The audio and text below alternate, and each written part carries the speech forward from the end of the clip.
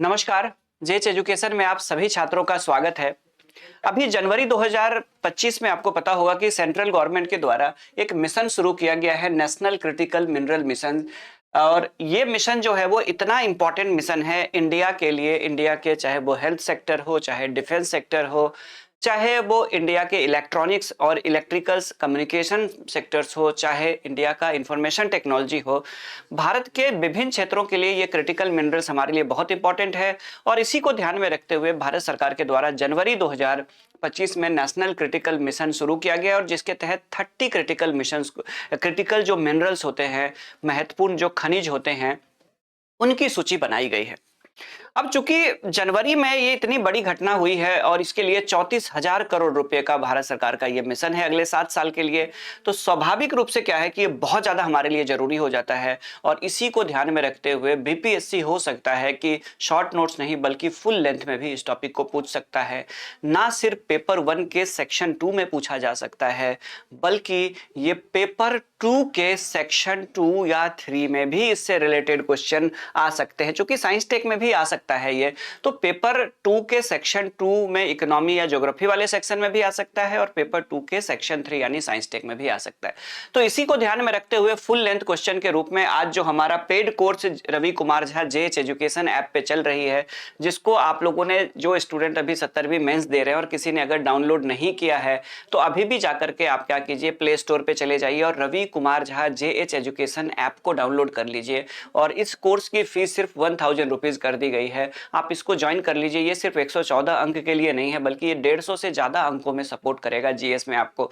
ठीक है, इसको ध्यान में रखें। हम लोगों ने अब नेशनल इश्यूज करना शुरू कर दिया है। बिहार से रिलेटेड जो 18 इशू करने के बाद अब हम लोग राष्ट्रीय मुद्दों पे बात कर रहे हैं और जिसमें से आज एक बड़ा टॉपिक हम लोगों ने लिया था, टॉपिक नंबर 5 नेशनल इश्यूज में, वो है नेशनल क्रिटिकल मिनरल मिशन। इसको हम लोगों ने मेंस के पॉइंट ऑफ व्यू से किया है और इसकी फॉर्मेटिंग भी उसी हिसाब से हम लोगों ने की है। इसको 3 भागों में बांटा है, इंट्रोडक्शन, मेन बॉडी और कंक्लूजन। और मेन बॉडी में उद्देश्य, उसके बाद जाकर के ऑब्जेक्टिव, फीचर्स, उसके बाद इंपॉर्टेंस ऑफ क्रिटिकल मिनरल्स, और उसके बाद चैलेंजेस फॉर इंडिया, और उसके बाद इंडियाज रिसेंट प्रिपरेशन यानी भारत की हाल की तैयारियां, इतने भागों में बांट करके की। सबसे पहले इंट्रोडक्शन में आज हम लोगों ने जाना कि क्रिटिकल मिनरल्स का मतलब होता है हमारे धरती में 100 से अधिक खनिज पाए जाते हैं, लेकिन उसमें से कई ऐसे खनिज हैं जो दुर्लभ भी है और साथ साथ बहुत कम मात्रा में है। लेकिन जैसे जैसे हमारी इंडस्ट्रियल डेवलपमेंट होती गई, डिफरेंट टाइप के चीजों को बनाने के लिए इन मिनरल्स की हमें जरूरत पड़ी। मोबाइल के एक बैटरी से लेकर के, मोबाइल फोन से लेकर के, ई व्हीकल्स या इलेक्ट्रॉनिक जो इलेक्ट्रिक व्हीकल्स की बैटरी से लेकर के हवाई जहाज के कम्युनिकेशन डिवाइस तक, ठीक है, हमें, और यहां तक कि हेल्थ से रिलेटेड जो एमआरआई जो है उससे ले करके अगर हम लोग देखेंगे पेस मेकर तक, डिफरेंट टाइप के इक्विपमेंट्स, डिफरेंट टाइप की चीजों को बनाने के लिए हमें विभिन्न प्रकार के अलग अलग खनिज की हल्की मात्रा में भी जरूरत पड़ती है। और अगर ये खनिज ना हो तो हमारा ये जो विनिर्माण है, हमारा जो ये बनाने का जो वो है, हमारे जो प्लांट है वो बैठ जाएंगे, बंद हो जाएंगे। यानी ये क्रिटिकल मिनरल्स जो है वो इतना क्रिटिकल है कि अगर ये हमें नहीं मिले तो हमारी न सिर्फ वो इंडस्ट्री बंद हो जाएगी बल्कि लाखों लोगों के रोजगार भी जा सकती है और देश को जो अरबों रुपए के इनके निर्यात से जो आय होती है इन वस्तुओं के बनने के बाद, उस पर भी इसका नेगेटिव इंपैक्ट पड़ सकता है। इसकी सेंसिटिविटी को ध्यान में रखते हुए सरकार ने 30 ऐसे क्रिटिकल मिनरल्स की सूची तैयार की है जो हमारे इंडस्ट्रियल डेवलपमेंट के साथ साथ, हमारे कंट्री के डिमांड के साथ साथ एक्सपोर्ट में भी हमें डिफरेंट चीजों के एक्सपोर्ट में सपोर्ट करता है।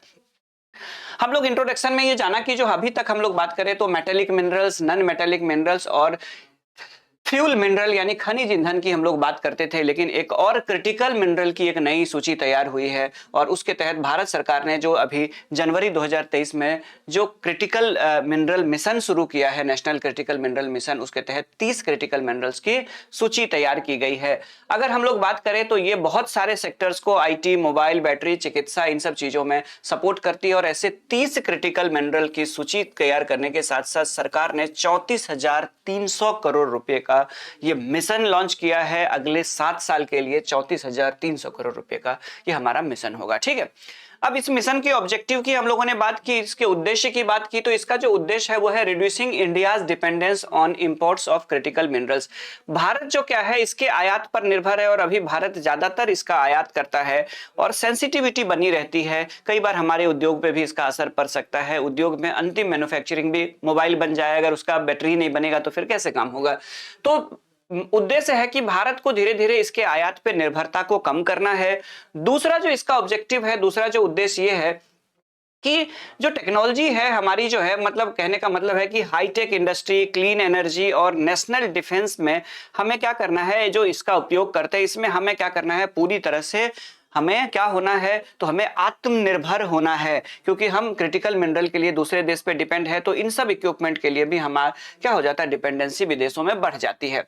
ठीक है, ये दो उद्देश्यों से शुरू किया गया है। और अगर इस विशेषता की बात करें तो इसकी विशेषता ये है कि यदि हम लोग इसकी विशेषता की बात कर ले, नेशनल क्रिटिकल जो मिनरल मिशन है उसकी जो सबसे प्रमुख विशेषता है, सबसे प्रमुख विशेषता ये है कि जो मिनरल्स है उसके एक्सप्लोरेशन यानी उसकी खुदाई या फिर उसका खनन, उसके बाद उसका एक्सप्लोरेशन यानी उसका अन्वेषण, उसके बाद उसका खनन यानी माइनिंग, उसका प्रसंस्करण और जो उसका लास्ट प्रोडक्ट बनता है वहां तक की जो प्रक्रिया है इस सभी को कवर किया जाएगा इस मिशन के तहत। उसके बाद जाकर के देश के आंतरिक भाग यानी जो हमारा इनलैंड वाला पार्ट है वो और हमारा जो कोस्टल रीजन में है उसमें इसके एक्सप्लोरेशन को, दोनों जगह पे इसके एक्सप्लोरेशन को ध्यान दिया जाएगा। उसके बाद जाकर के सभी की भागीदारी सुनिश्चित की जाएगी, चाहे वो रिलेटेड मिनिस्ट्री हो, खनन मंत्रालय के साथ साथ पर्यावरण मंत्रालय तक, जो इस क्रिटिकल मिनरल से किसी ना किसी डायरेक्ट इनडायरेक्ट रूप से जुड़ा हुआ है। तो सभी मिनिस्ट्री,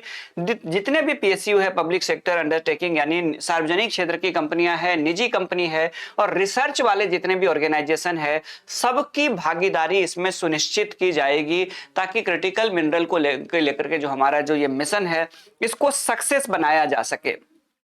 भारत में एक और समस्या रही है, चैलेंज रहा है हमेशा से भारत में, एक समस्या ये भी रही है क्लियरेंस को लेकर के, अलग अलग डिपार्टमेंट के क्लियरेंस। कई बार सब कुछ जब सही हो जाता है उसके बाद माइनिंग के समय पर्यावरण से जुड़े हुए जो संगठन है, संस्थान है, उसमें कई बार क्लियरेंस में देरी लग जाती है। तो इसमें ध्यान ये रखा जाएगा कि इसका फास्ट ट्रैक जो है इसका अनुमोदन किया जाएगा, यानी कि तेजी से इसका अनुमोदन होगा ताकि इस प्रोजेक्ट पे समय से, अगर कहीं पे क्रिटिकल कोई मिनरल मिलता है तो समय से उसका उत्खनन शुरू किया जा सके।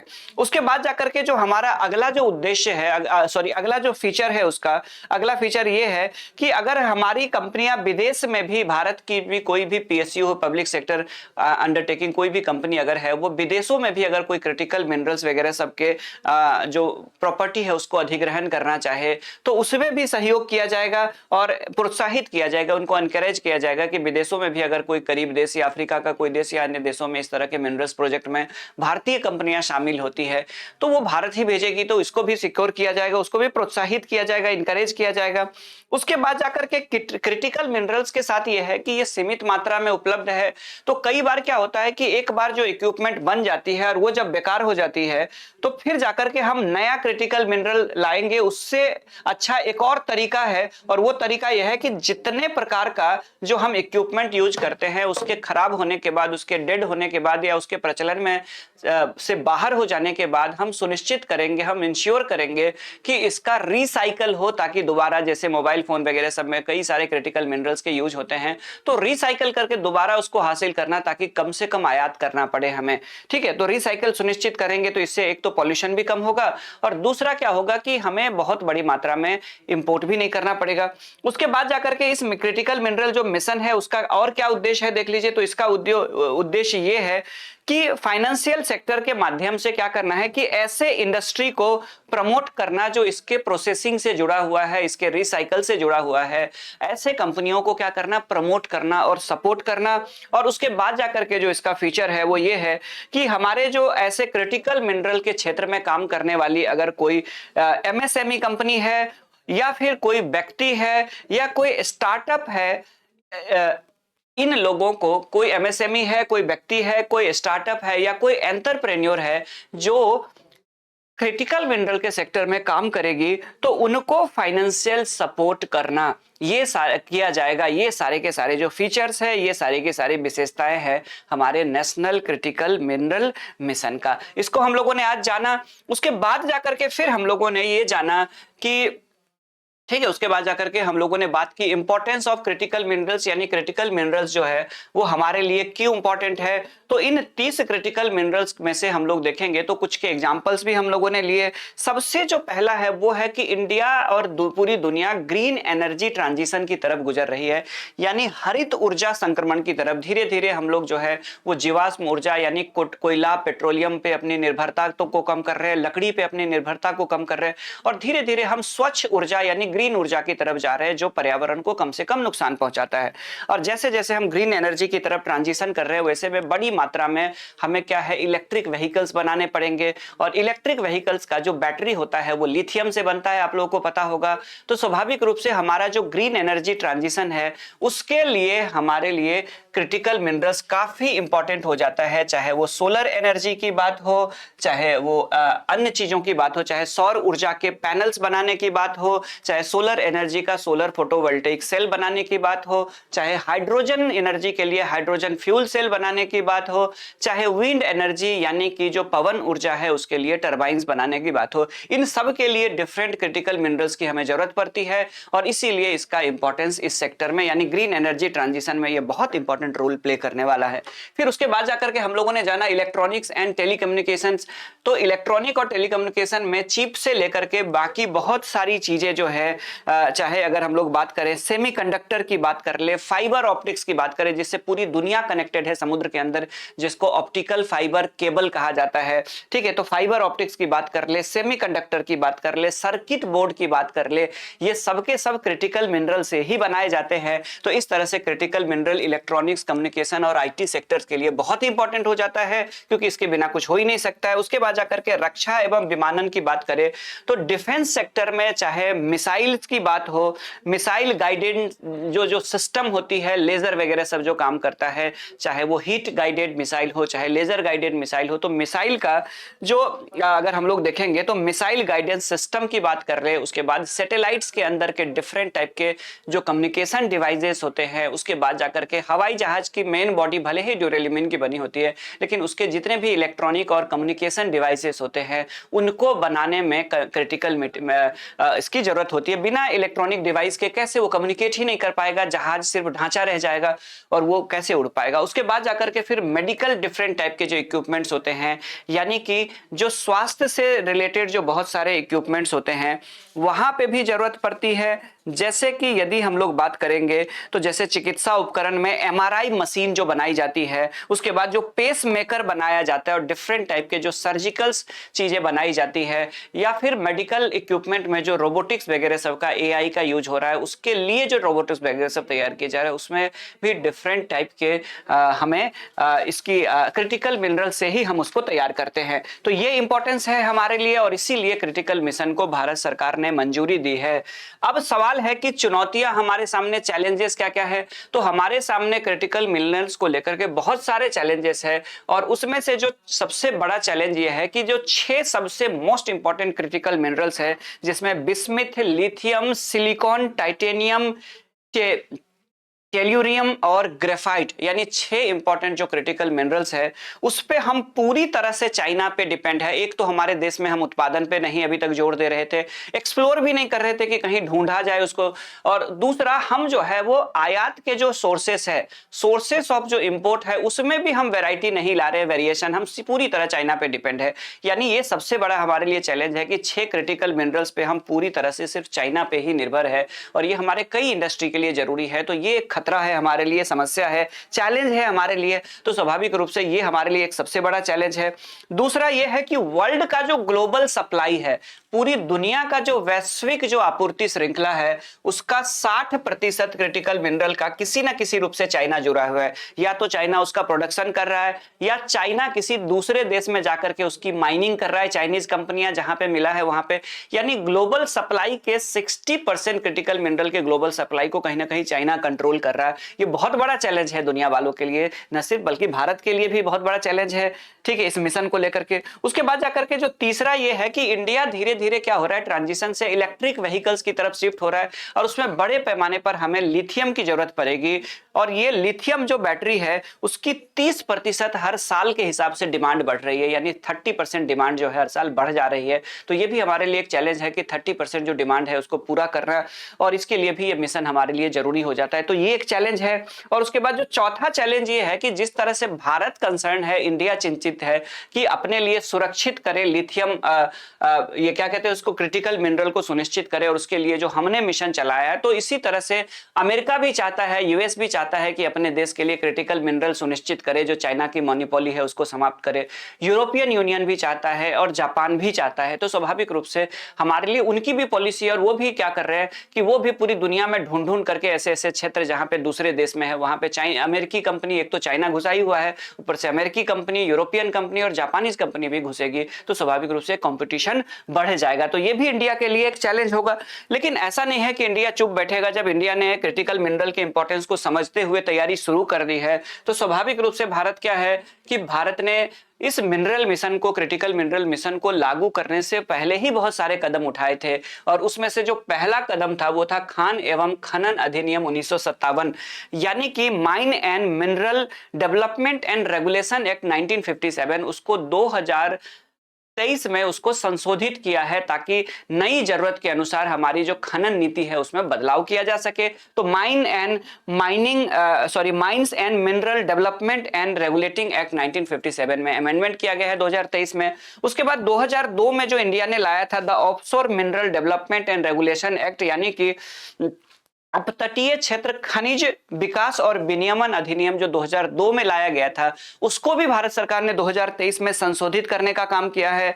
उसके बाद जाकर के हमारे जो जियोलॉजिकल सर्वे ऑफ इंडिया है, जीएसआई है, जियोलॉजिकल सर्वे ऑफ इंडिया है, उसने 368 क्रिटिकल मिनरल जो प्रोजेक्ट है, अन्वेषण प्रोजेक्ट जो है, एक्सप्लोरेशन प्रोजेक्ट है, उसको पूरा कर लिया है। 368 जियोलॉजिकल सर्वे ऑफ इंडिया ने 368 ऐसे प्रोजेक्ट को पूरा कर लिया है, अन्वेषण वाला काम पूरा कर लिया, एक्सप्लोरेशन का काम, जिसका संबंध क्रिटिकल मिनरल से है। उसके बाद जाकर के यदि हम लोग बात करें तो केंद्रीय बजट में भी जो क्रिटिकल मिनरल्स जो है उसके प्रोसेसिंग से जुड़े हुए जो कंपनियां हैं, अगर वो किसी भी प्रकार का कोई इंपोर्ट करना चाहे क्रिटिकल मिनरल से रिलेटेड अगर विदेश से, तो उसमें पूरी तरह से जो कस्टम ड्यूटी है, यानी कि पूरी तरह से यदि हम लोग बात करेंगे जो सीमा शुल्क है उसमें उनको छूट दी गई है। ये तैयारी भारत ने की है। और उसके बाद जाकर के जो भारत की अगली तैयारी है वो है खनिज विदेश इंडिया लिमिटेड, जिसको काबिल कहा जाता है, शॉर्ट फॉर्म जिसका काबिल है।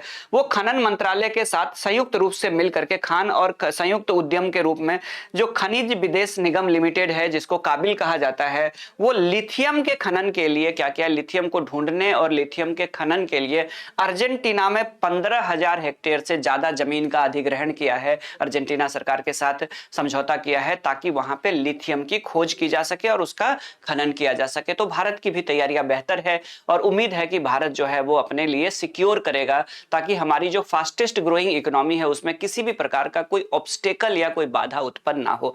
उसके बाद जाकर के फिर हम लोगों ने इसको करने के बाद जाकर के फाइनली हम लोगों ने अपने टॉपिक को कंक्लूड किया और कंक्लूड करते हुए हम लोगों ने देखा कि इस प्रकार से overall critical minerals are extremely important for the country's economy, यानी हमारे देश की अर्थव्यवस्था के लिए, कुल मिलाकर हमारे देश की अर्थव्यवस्था के लिए क्रिटिकल मिनरल बहुत ही इंपॉर्टेंट हो जाता है, अत्यधिक इंपॉर्टेंट हो जाता है। देयरफॉर या hence the proper implementation and success of the national critical mission is very important, यानी इस तरह से क्रिटिकल मिनरल जो मिशन है इसका सफल होना, ठीक है, अति आवश्यक हो जाता है। क्रियान्वयन और सफल होना देश के लिए अत्यधिक आवश्यक हो जाता है। तो इस टॉपिक को हम लोगों ने इस तरह से पढ़ा, समझा और मेंस की आंसर राइटिंग के बारे में हम लोगों ने जाना। और बाकी जो इंग्लिश और हिंदी में पीडीएफ है उसको ऐप पे भी अपलोड कर दिया गया है और उसके बाद जाकर के ऐप पे अपलोड करने के साथ साथ जो है उसको स्टूडेंट्स के साथ व्हाट्सएप ग्रुप पे भी शेयर कर दिया जाता है, जो एडमिशन वाला ग्रुप है। एडमिशन वाला अभी भी खुला हुआ है, विंडो मैंने खोला हुआ है।